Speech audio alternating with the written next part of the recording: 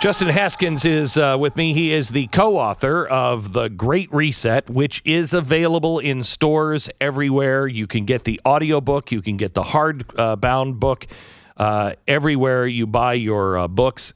Get it now before we run out again. You know, we run out again. Anyway. Good problem to have, Glenn. Shut up. The Great Reset. The Great Reset, available everywhere now. Justin, he is the editorial director of the Heartland Institute and editor-in-chief of StoppingSocialism.com. Hi, Justin. How are you? Oh, I'm doing well. I think we might be on the verge of World War III, but, other than that, yeah, everything's fine. Did you listen to hour one of this broadcast today yet?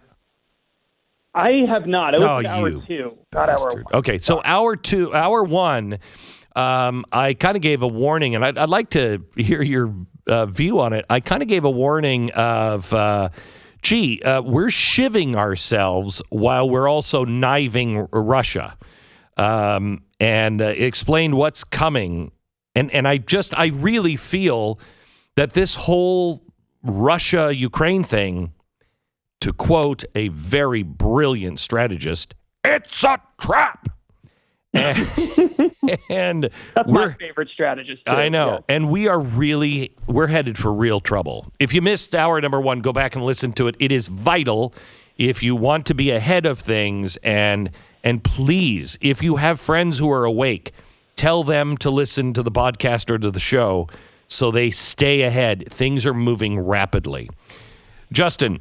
Yeah. Go ahead. Yeah, no, I was just going to say, I think that the more I learn about what's going on, and I felt this way throughout reading Alexander Dugan's book, the more convinced I am that there are no truly good sides here. In a way, I think the people of Ukraine are fighting for their lives are heroes, without a doubt.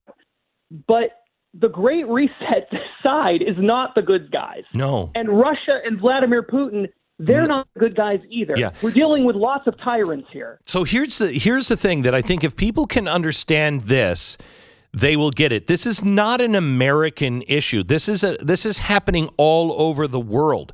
For instance, the Chinese in Hong Kong. The people are the good ones. It's their government that is squashing everyone and controlling everyone.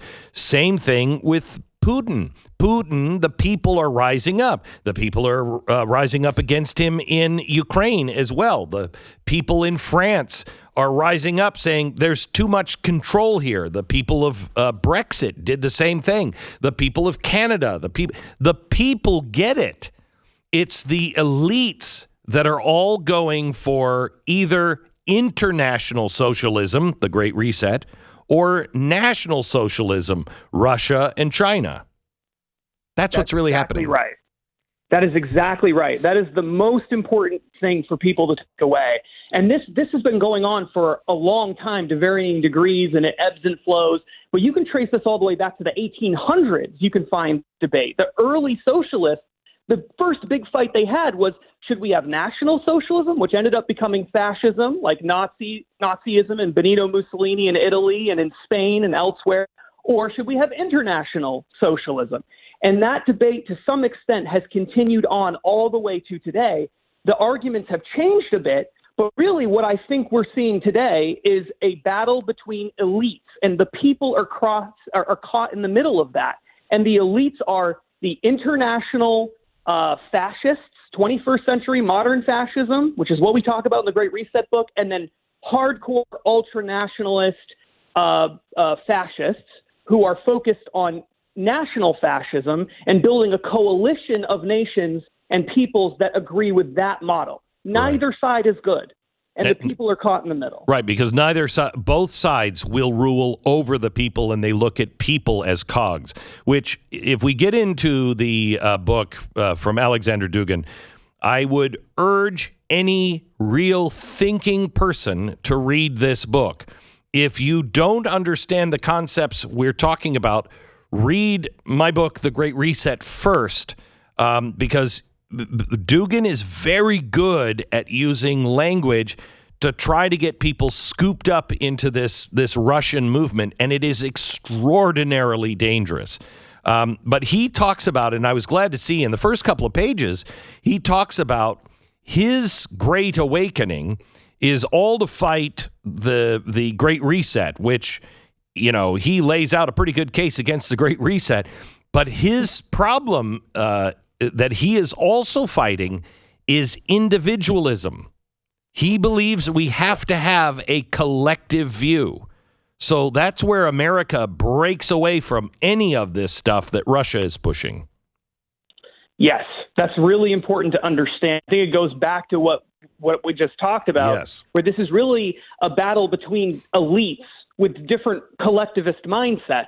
And individualism is not, he kind of tries to make the argument that individualism has naturally led to things like the Great Reset. And I think that's completely ludicrous. That's not what has happened at all. And he acts as though there isn't any other option. It's either we're fascists or we're international fascists. It's one or the other. We're fascists either way, national or international. And he ignores that there's this whole other group of people. The book is incredibly insightful, but everyone who reads it needs to understand it's propaganda. That's what it is. It is designed to try to convince Republicans who lean towards Trump to join the side of Russia and China and Iran and Turkey. He specifically lays this out later in the book toward the very end, that this is the whole purpose of this. You guys have been screwed in America. They don't care about your values in the heartland. We believe in nationalism. We believe in defending traditional values. And you need to join with us to stop this international fascism movement, because if we don't join together, we're going to be overwhelmed by it. And humanity is at stake, not just our societies, but all of humanity, the definition of what it means to be a person, the definition of gender and the meaning of the purpose of sexuality. All of this stuff is caught up in this as well. And it is really, in some parts, brilliantly written propaganda. In other parts, he shows his hand a little too strong. But if you get to the end, if you read the whole book and you get to the end, it's very obvious that this is a tyrant who's writing this, advocating for essentially a world war. No, I'd say he goes past that. But let me stop. Before we get there. I've really had conflicts this week because I have told people to read this book. And if I were a fascist, or if I didn't believe in my audience and I didn't believe in people that they could figure things out on themselves, I would say we should ban this book. Get rid of this book. Don't read this book. It's very, very dangerous because it's brilliant. But if you are going to control your own life, if the American experiment is to survive, you have to understand the most compelling case against the Great Reset. If you're going to survive, you have to know what we're fighting. That's why the Great Reset is there, and that's why this book I'm recommending as well, because this is Putin's antidote to the Great Reset, but it's the same system of oppression, just clothed differently. Yes.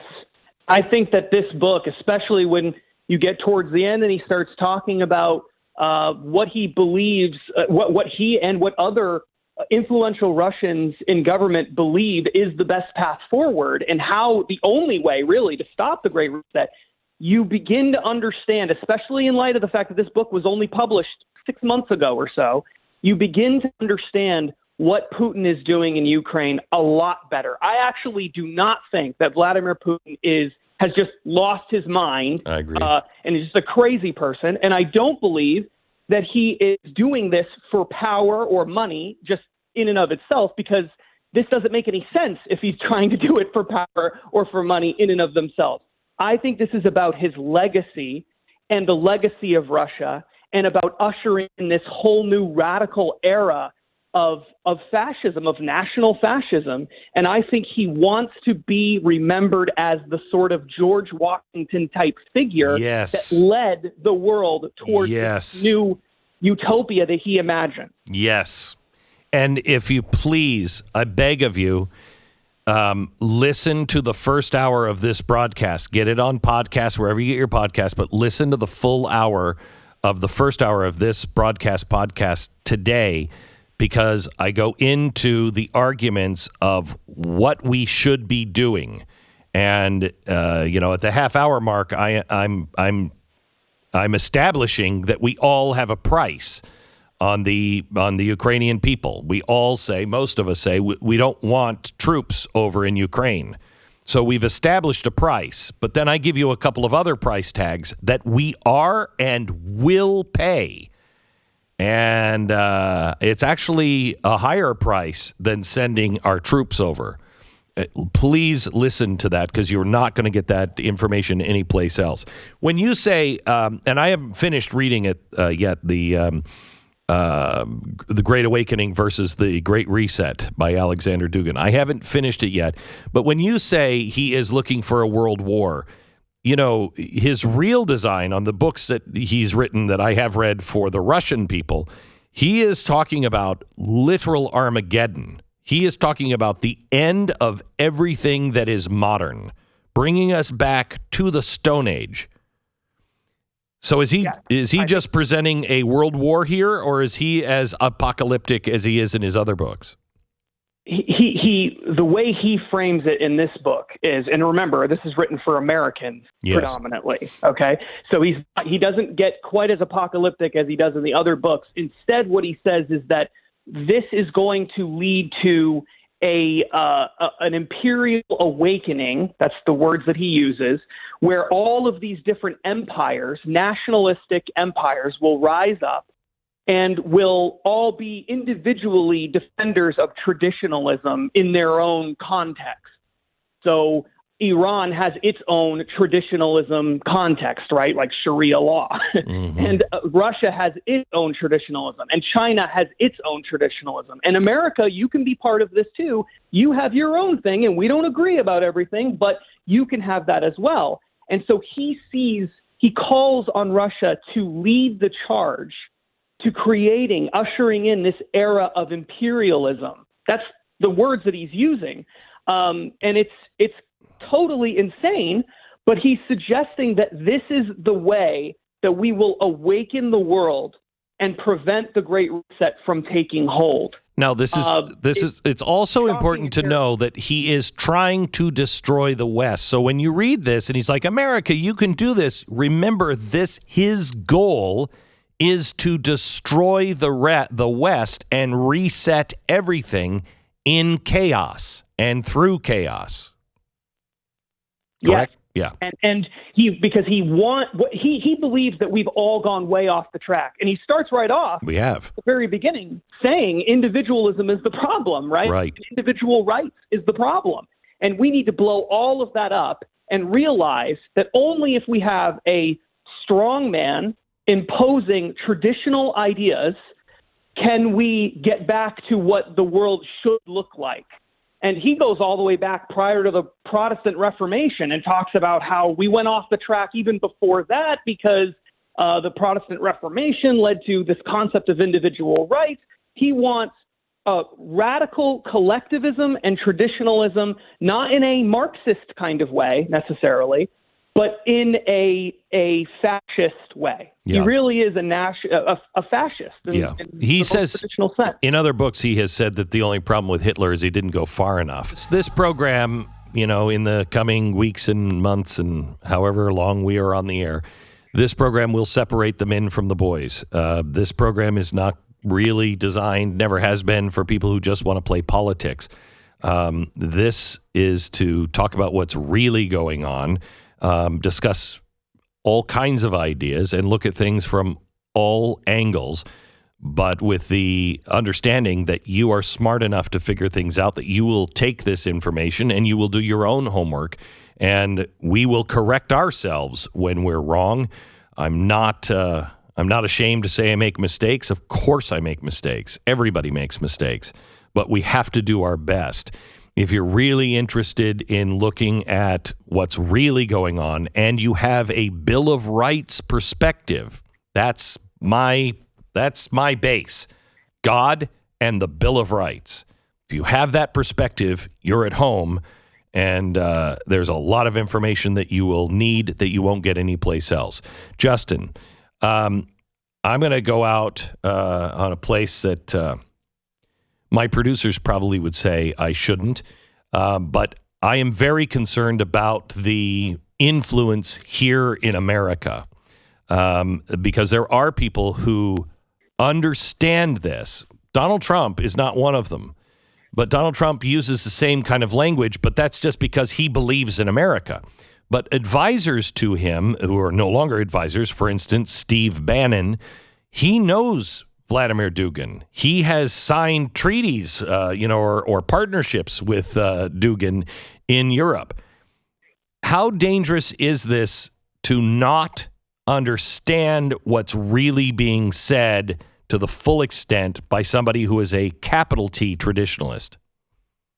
Yeah, this is absolutely vital that people get this. It would be so easy to fall into this trap that Dugan is setting. And that's exactly why he wrote this book. The whole purpose of it is propaganda to convince Americans to and I've been hearing from people who I've known for a very long time, really smart people who especially prior to this invasion, just prior to it with Putin, were saying pretty positive things about Putin. He wants to defend traditionalism and he wants to do that. Yeah, but that's a ploy. What is he really all about? What are these people really fundamentally all about?